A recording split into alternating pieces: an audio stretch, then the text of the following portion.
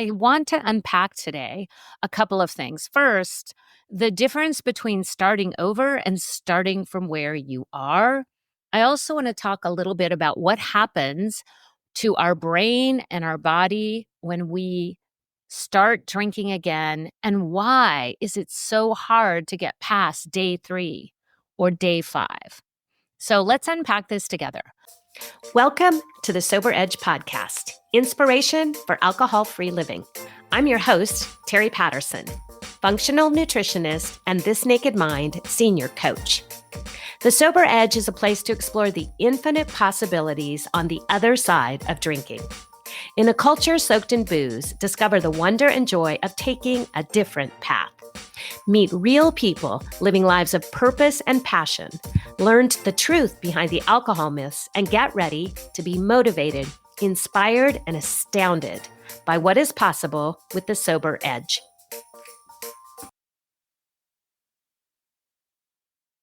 Hey, it's Terry, and welcome back to another edition of the Sober Edge podcast. I'm your host, Terry Patterson, and it's another solo episode because I want to talk to you about something that is really important. And that is when we have been challenged to continue our alcohol-free journey and we have gone back to drinking or back and forth to drinking, we often feel like we need to start over. And that's what I want to talk to you about. There's this beautiful opportunity when it comes to our relationship with alcohol to quit drinking forever. And personally, I'll tell you, at 9+ years alcohol free, I'm a big fan of the decision to stop drinking forever. However, before I made that firm decision, I spent time, like many of us, probably most of us, exploring my relationship with alcohol in a back and forth, push me, pull me, tug of war type of process. And in this back and forth, I would put a lot of rules and a lot of constraints around my drinking, thinking that all I needed was to be more disciplined. And this would inevitably lead to me breaking my streak of 2 or 3 days without alcohol, sometimes almost 30 days without alcohol. And then I would find myself, quote unquote, starting over. And I want to unpack today a couple of things. First, the difference between starting over and starting from where you are. I also want to talk a little bit about what happens to our brain and our body when we start drinking again, and why is it so hard to get past day 3 or day 5. So let's unpack this together. First of all, starting over implies that you're back at the starting line, that everything that you have accomplished is null and void, and instead you're starting back at the very beginning. And when it comes to personal growth, when it comes to exploring your thoughts around alcohol, that just isn't true. In fact, what happens and what's so powerful is we're actually starting from where we are. And so let's say, for example, that you are counting days. And while I didn't count days on my own journey, I find that it's very helpful for some of my clients. And some of you have told me that it feels good to tick off another day and to watch your days increase. And I think that I agree. It could be a powerful visual reminder of your success. So let's say you make it all the way to day 11 without drinking, or day 23 without drinking. And then something happens, you feel triggered, you make a decision, or you don't even feel like you've made a decision, and suddenly you find yourself drinking. And now you have to start over. And so you go back the next day to day 1. Now, again, this might be helpful for you to start your day count over, or it may not. Either way, I think it's very powerful to consider that you're not really at day 1. Because day 1, 11 days ago, or 23 days ago, you did not have the amount of reps, the repetitions that you have gotten in since that first day one, you have more experience, more knowledge, and more tools than you did on your first venture. And so this is why I think it's really powerful to remind our brain that we're not starting over. We're starting from where we're at. And when I say that, I want to invite you to make a list of the things that have changed since your first venture into alcohol-free living. So if you have had that stop and start, back and forth tug of war that I had, I want you to think about what comes up in your brain when you say that you're starting from where you're at. So when I stopped drinking a little over 9 years ago, I started that journey in a very different place because what I realized is that I no longer wanted to have a lot of rules around my drinking. I no longer wanted to moderate my drinking. I knew what did not work. And so when I quote unquote started over, I really wasn't starting over because I already had the information that put me into a different mindset and took me into a different direction. And that I'm going to share with you was the most powerful thing. When I stopped holding on to the things that had kind of worked in the past, where I had made some progress, where I had had a few days, I was able to take all of that information, all of that experience, all of the things that had happened in the past, and I was able to use them to make a new pathway. And that's why we're not starting over. We're starting from where we're at. So if this is you, jot down the things that are different this time. What do you know that you didn't know when you had your last day one or when you last stepped into this place of breaking up with alcohol? What do you now know? What tools have you used that you didn't have before? What tools have you developed as we get our reps in, as we go through these few days, few weeks, few months? We gain knowledge. We try things that work and don't work. We start to form new routines. So, what do you know? And what are your new tools that are available to you? What resources have you discovered?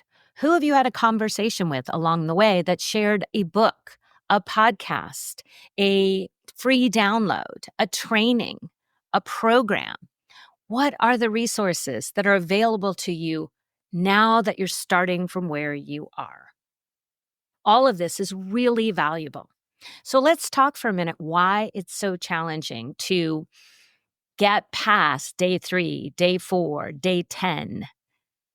When we are in that cycle of a few days off and then we drink, a few days off and then we drink, if that's you, I want to say that it's not your willpower. It's not that you're weak. It's not that you're not serious about this journey. It's your brain chemistry. Because what happens is we are in that addictive cycle when we're drinking and over drinking, particularly if we're drinking every day. And so we have this pain, pleasure, teeter-totter. I want you to picture a teeter-totter. One side takes us to pleasure and one side takes us to pain. And so when we're drinking or we have those first couple of drinks, we are tipped to the side of pleasure. Dopamine is flooding our brain. We're feeling that little initial euphoria that happens, and everything feels pleasurable. But our brain also recognizes it's too much of a good thing. And so it counterbalances this upward swing with coming back down. And so in order to help us come back down and balance out, to get back to homeostasis, our brain is now releasing dynorphin, cortisol, adrenaline, and we tip now to the other side of the teeter-totter, which is pain. And so as we balance out, as our brain and body seek balance, when we're drinking and over drinking, we're going to be in this constant teeter-totter, pain, pleasure, pain, pleasure.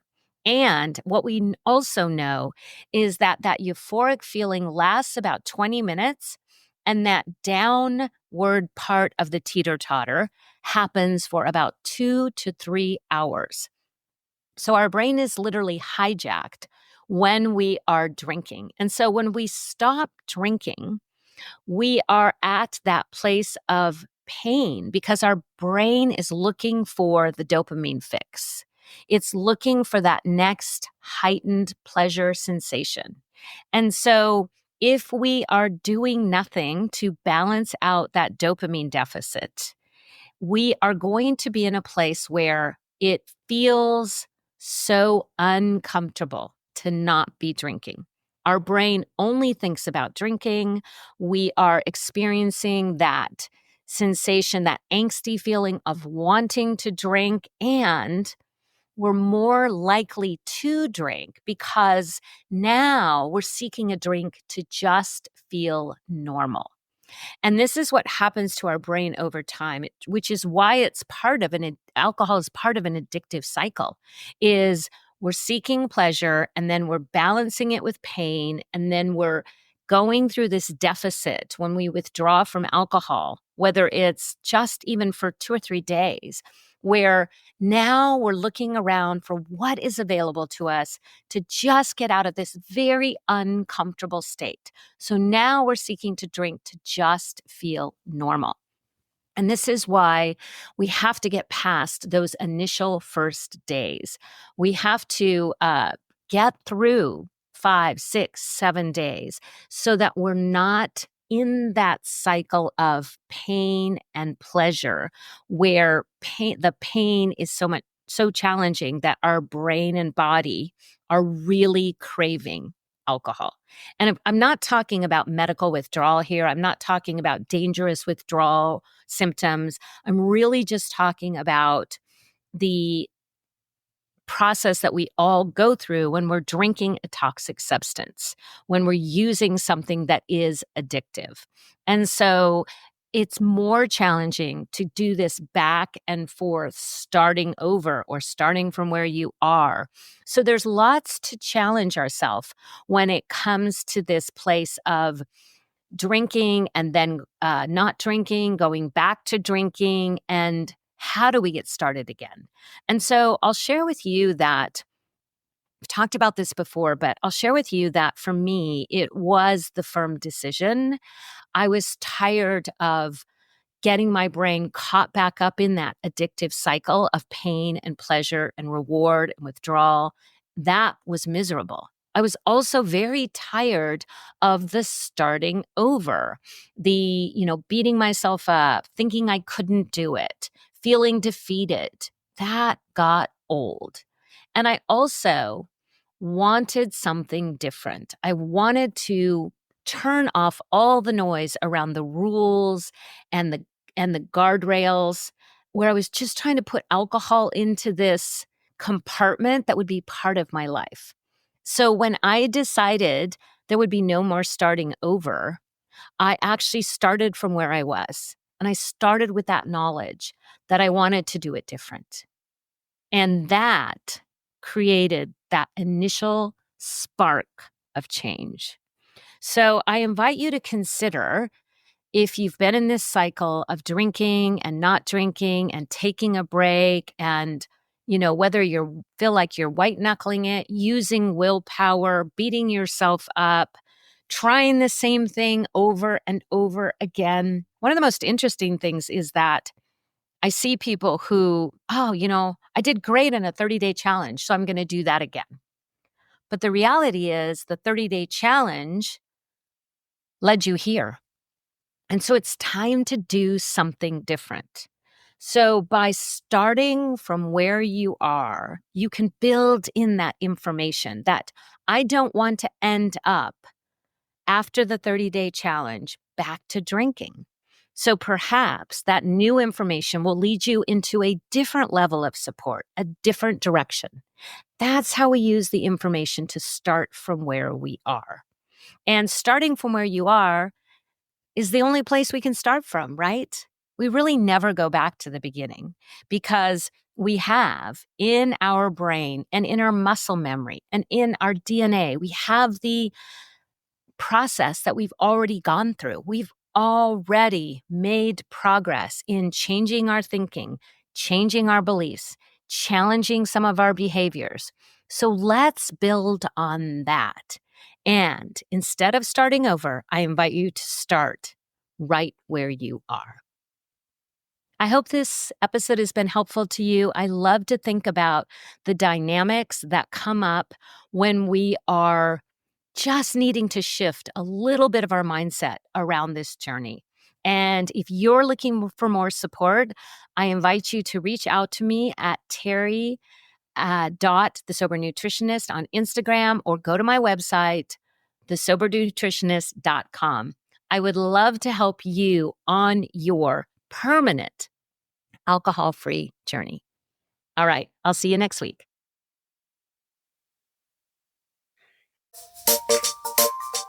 I want to thank you for tuning in to the Sober Edge podcast.